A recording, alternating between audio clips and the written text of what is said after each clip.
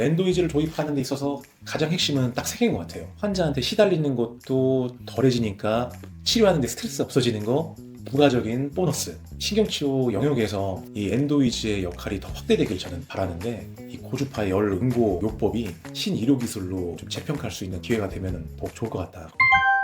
저는 구강암연외과 전문이라서 사실 수술 파트에서는 자신감이 있지만은 사실 그 밖의 영역에서는 초창기에는 어려움을 느꼈던 게 사실이긴 합니다. 특히 그 신경치료 영역은 그 전문적인 영역이고, 단 하나의 변수와 실수가 있으면은 신경치료 전체의 치아 보존의 실패로 이어지는 경우가 많기 때문에 상당히 어렵고 스트레스를 받았던 게 사실이긴 합니다. 하지만 그 엔도이즈라는 그 장비를 들이면서 근관 내 지혈과 세균 컨트롤, 확실한 그 장점을 가져가니까 그 신경치료라고 하는 그 어려운 영역의 치료에 대해서 좀 자신감을 얻은 게 사실입니다. 환자 불편감을 줄이고 합병증을 줄일 수 있다는 그런 치료적인 자신감이 생기면은 형이상학적인 그런 가치라고 생각을 하고, 그 치료에 대한 부가가치를 말씀드린다고 하면은 어떤 매출적인 거, 뭐 다양한 면을 고려한다고 하면은 그 임상적인 부가가치는 그 이상이다라고 저는 이제 생각을 하고 있습니다. 치수 출혈이 생긴 경우나 외상을 입은 그런 치아나 또 안쪽에 감염이 있어서 출혈이 많은 그런 치아 같은 경우에는 근관 내 지혈하는 게 상당히 어려운 문제입니다. 그래서 때로는 근관 확대를 다 하고 나서 그런 이후에도 출혈이 멋지가 않아서 지혈이 안 돼서 근관 치료 횟수가 늘어나고, 그리고 근관 치료 당일에 환자분들의 그런 불편감이 좀 늘어나고, 이런 그 난해한 상황이 있습니다. 엔도이즈를 쓴다고 하면은 그 지혈 과정이 1분 내로 끝나기 때문에 근관 내 지혈하는 데 있어서 정말 혁신적인 치료 장비다, 의료 장비다. 근데 일단 지혈 하나만 빨리 시킨다는 그런 장점 하나로도 엔도이즈의 그런 정체성이 확실한 것 같습니다. 엔도이즈를 도입하는 데 있어서 가장 핵심은 딱 세 개인 것 같아요. 일단은 체어 타임이 짧아진다. 환자 통증이 빨리 준다. 신경치료의 턴오버가 빨리 줄어드니까 교합 회복을 빨리 시켜줄 수 있다. 환자한테 시달리는 것도 덜해지니까 치료하는 데 스트레스 없어지는 거, 부가적인 보너스. 그리고 교합 회복을 빨리 시켜줄 수 있다고 하는 거는 크라운을 빨리 씌울 수 있으니까 병원의 매출이 늘어나는 거는 또 부가적인 서비스. 그 세 가지 목표로 엔도이즈를 쓰신다고 하면은 그 장비값이 충분히 가치가 있다 저는 생각을 합니다. 엔도이즈를 쓰면서 고주파 장비에 대해서 공부를 많이 했는데, 아프로코리아가 이거는 뭐 제가 친분이 있고 그런 게 아니라 고주파 업계에서 한 18년 이상 된 그런 업력을 갖고 있는 상당히 그 내공이 있는 업체더라고요. 고주파 기기를 만드는 데 있어서 상당히 그 노하우가 많고 또 퀄리티 있는 그런 의료기가 나오기 때문에 그 업체에 대한 신뢰도도 장비를 선택하는데 또 중요한 요건이 된 것 같습니다. 이제 시장에서도 장비에 대한 스펙과 그 사용법에 대해서 하나의 그 스탠다드가 생길 거라고, 그 리퍼런스가 생길 거라고 저는 생각을 합니다. 기존의 이제 엔도이즈와 이제 플라젠의 전기치과 수술기의 전 모델이 되는 게 일본에서 만든 코스모 장비라고 저는 알고 있습니다.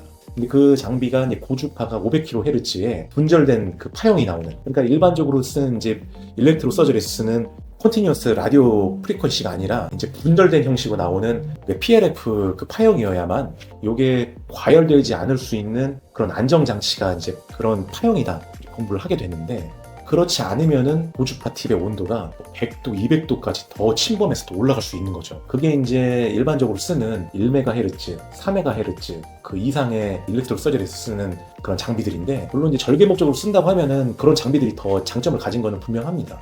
근데 만약에 신경치료에서 고주파 열 응고를 시키는 그런 목적으로 쓴다고 하면은 너무 높은 주파수, 그러니까 PRF가 아닌 그 CRF 모드로 나온다고 하면은 근관 안에서 또 화상이나 아니면 치주 조직 손상이 일어날 수 있는 그런 이제 우려가 있지 않을까. 근관 치료에 쓰는 고주파 장비를 선택함에 있어서는 오래 써오셨던 그런 원장님들의 경험치가 반영된 그 여러 가지 모드가 있는데요. 엔도이즈 같은 경우는 A 모드부터 10가지 모드가 있는데, 일단 지열 모드는 강한 모드, 그리고 근관장으로 내려가면 내려갈수록 섬세한 그 출력이 또 중요하기 때문에 치주 조직의 손상을 좀 줄이기 위한 또 섬세한 출력의 모드, 세분화가 되어 있어서 이제 고주파 장비에 대해서 좀 익숙하지 않은 원장님들이야 하더라도 그런 모드를 세세하게 나눠놓은 것 자체가 장비의 어떤 섬세한 그런 기준이고 안전장치다. 시술 부위에 따라서, 목적에 따라서 직관적으로 돌려서 이제 쓰실 수 있으면은 분명히 진료하는 데 있어서도 큰 문제가 일어나지 않을 것 같다. 그 장비만의 어떤 세팅 값이 상당히 좀 잘 되어 있다라고 저는 이제 생각을 합니다. 기존에 그 많은 그 원장님들이 누적된 고주파 그 신경치료에서 썼을 때 어떻게 하면은 신경치료의 그 부작용, 합병증을 일으키지 않고 고주파 장비를 적절하게 쓸 수 있을까, 경험치가 많이 축적된 그런 이제 세팅값이라고 저는 생각을 합니다. 엔도이즈가 가장 좋았던 점은 그 데모 기간을 상당히 길게 주셨다는 게 너무 감사했습니다. 그 데모 장비를 지원해 준다고 하니까 임상가 입장에서는 그 좋은 장비를 미리 써볼 수 있다는 그런 임상 기간이 있기 때문에 상당히 그 장점으로 느꼈습니다. 그 백문이 불여일견인 것 같습니다. 그 장비를 도입하기 전에 그 많은 원장님들이 한번 직접 써보시고 그 본인들의 어떤 그 경험을 가지시면서 또 장비 선택에 또 도움이 됐으면 좋겠습니다. 그렇죠. 세척 전에 쓰는 거죠. 엔도이즈의 고주파 열은 세척이라기보다는 열 응고를 이용해서 그 세척이 다 안 되는 부위를 미리 열 응고를 시켜놓는 그런 방법이라고 저는 생각을 하고요. 지열시킬 때 그리고 유기 조직을 제거한 이후에 남아있는 잔여 유기 조직에 대한 열 응고를 시켜놓고 세균 제어나 추가적인 유기 조직 제거가 훨씬 더 용이해지겠죠. 엔도이즈 한 번 더 쓰고 그런 다음에 근관 충전 다 끝난 다음에 바이오세라믹 실러 위에다가 한 번 더 조사하고 총 3번 쓰는 것 같습니다.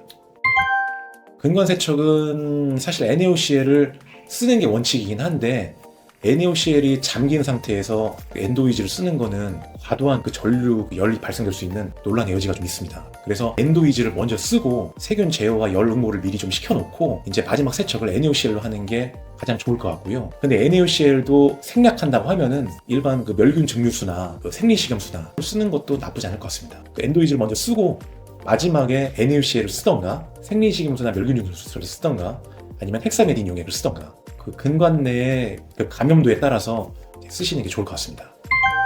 근관 충전할 때는 뭐 여러 가지 방법이 있지만은 아무래도 최근에는 이제 바이오세라믹 실러가 많이 이제 개발되고 있기 때문에 저는 그걸 이용해서 원콘 테크닉으로 충전하고 있습니다. 바이오세라믹 실러로 다 충전이 하고 나서 마지막에 경화된 그 실러 위에서 엔도이즈를 한 번 더 조사를 합니다. 그 바이오세라믹 실러라고 하는 거는 다 전도체거든요. 물론 겉타퍼체 위에다 놓고 엔도이즈를 조사하는 거는 별 의미가 없다고 저는 생각을 합니다. 근관 충전을 하시고 그리고 실러가 다 경화된 다음에 그 B모드로 세라믹 실러 위에다가 조사를 하면은 더 한 번 더 고주파 열을 가할 수 있기 때문에 퀄리티를 올릴 수 있다 생각을 합니다.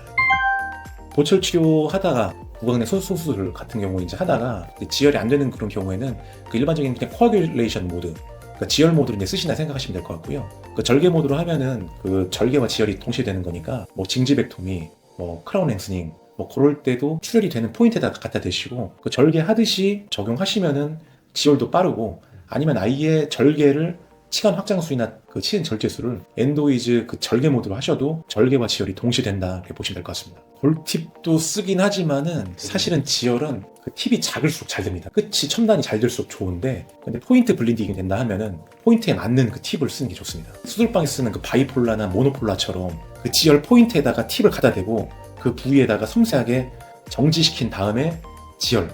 저는 구강외과다 보니까 절개와 지열을 쓰는 거에 대해서는 그게 원칙이라는 거를 그 원장님들과 좀 공유하고 싶습니다. 팁을 선정할 때는 블리딩 포인트에 맞는 그 팁을 선택하는 게 좋고 출혈량이 많다고 하면은 출력을 좀 더 올리거나 지열 시간을 좀 더 길게 가져가는 게 맞고 출혈량이 많지 않다고 하면은 당연히 뭐 그렇게 갈 필요는 없는 거고 치주낭과 그 변연치엔이라고 하는 거는 섬세한 조직이기 때문에 치주낭을 없애는 식으로 해서 아예 그 플랩 서저리처럼 치은 절제술 모드로 해가지고 그렇게 컨티뉴어스 모드로 해서 절개가 들어가면은 오히려 그거는 확실하지만은 큐렛을 하는 과정 중에 출력을 너무 많이 올려가지고 치주 조직에 또 손상이 올 수 있으니까 환자가 좀 편안한 정도에 따라서 그렇게 선택하시는 게 좀 좋을 것 같습니다.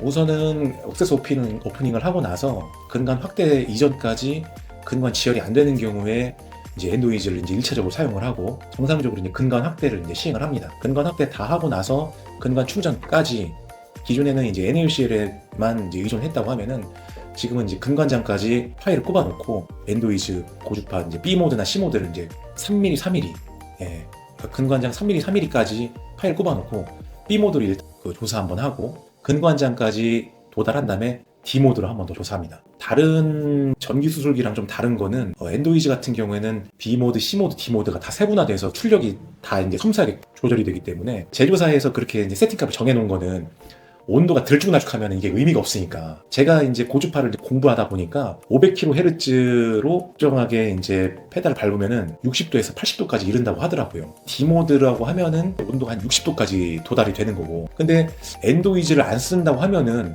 60도에서 80도까지 열이 컨트롤이 되는 게 아니라 100도, 200도까지 막 안정장치 없이 막 올라가니까 자칫하면은 치주 조직에 그 열 손상, 화상을 입힐 수 있는 그 위험한 상황이 될 수도 있는 거니까 엔도이즈의 세팅 값을 충분히 안전하게 활용을 잘 하셔가지고 저런 모드로 사용하는 게 좋을 것 같습니다. 저는 일단은 그 신경치료 영역에서 사용을 하고요. 두 번째는 이제 치주염, 그리고 또 이제 치은 부종이 이제 많이 심한 뭐 치근단 농양이나 급성 치주염, 그런 데서도 이제 엔도이즈를 많이 씁니다. 고주파 장비의 공통적인 메커니즘이 빠른 지혈을 시키고, 그리고 단백질 변성을 이용해서 부종성 조직을 빠르게 수축시키는 그런 효과가 있는 거기 때문에 치주염이나 뭐 급성 농양, 급성 치주염 이런 데 썼을 때도 환자의 빠른 치유력이 좀 있는 것 같다고 저는 체감하고 있습니다. 염증을 빠르게 감소시키고, 뭐 출혈성 질환이라고 하면은 그것도 빨리 이제 잡아줄 수 있고, 그 지혈과 응고, 그리고 단백질의 응고를 이용한 수축이기 때문에 그게 이제 혈관에 가해지면은 이제 빠른 지혈이 되는 거죠.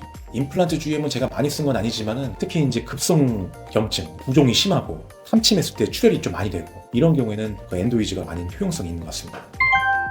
지압과민 처치는 환자가 가장 싫다고 하는 그런 포인트가 있어요. 치경부 과민증 같은 경우도 그 모든 부위가 다 시린 분도 있지만은 특정 포인트 한두 군데만 시린 경우가 있습니다. 기존에는 이제 코팅제 바르고 불수도포 해가지고 개선을 했다고 하면은 지금은 코팅제를 바르고 불수도포 하기 전에 그런 포인트를 탐지를 해가지고 EPT랑 좀 비슷해요. 그러니까 전기치수 검사법처럼 엔도이즈를 쓸 수가 있습니다. 전류 출력을 좀 올리면서 특정 포인트에 갖다 대면서, 그러니까 치아 신경이 통증을 느끼나 안 느끼나 그거를 탐지하는 건데, 엔도이즈를 대가지고 어느 쪽이 좀 시린가, 그 통증을 느끼나 그걸 검사를 좀 할 수 있습니다. 그 지압과민 처치 모드로 해서 그 마일드한 그 고주파 전류를 좀 가해주면은 한 3번에서 4번 정도 반복하면은 환자분은 좀 많이 편안해졌다, 그렇게 느끼시는 경우가 많죠. 환자가 통증을 느끼지 않을 정도의 그 전류로 해서 환자가 내원 가능한 횟수가 뭐 3번이면 3번, 4번이면 4번이라고 하면은 그 해당 부위에다가 뭐 한 5분에서 한 10분 정도 계속 조사를 해주시면은 그 환자분이 많이 편해졌다 이렇게 느끼시는 것 같습니다.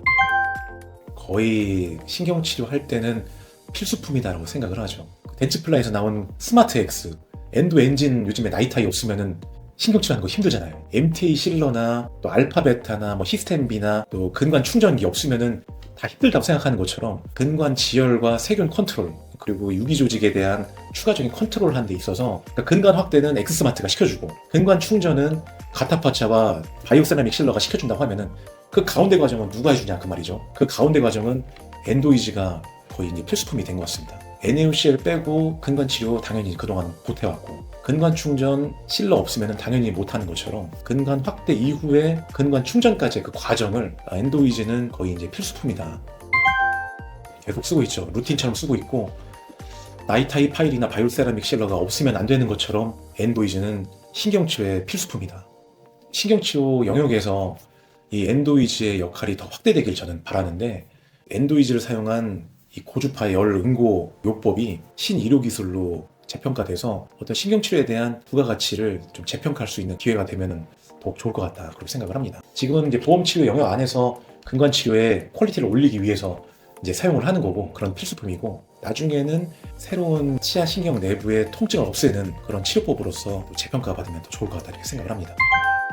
저도 써보니까 치주 모드에서는 출혈이 많이 되고 이게 고주파가 도달이 안 되는데 그냥 위에서 맴도는 경우가 있고, 어떤 경우는 너무 세게 써서 치주낭 그 치주 조직에 또 과도하게 또 적용하는 게 아닌가, 이런 때가 좀 있었기 때문에 그 모노폴라나 바이폴라 쓸 때 섬세하게 써야 되거든요.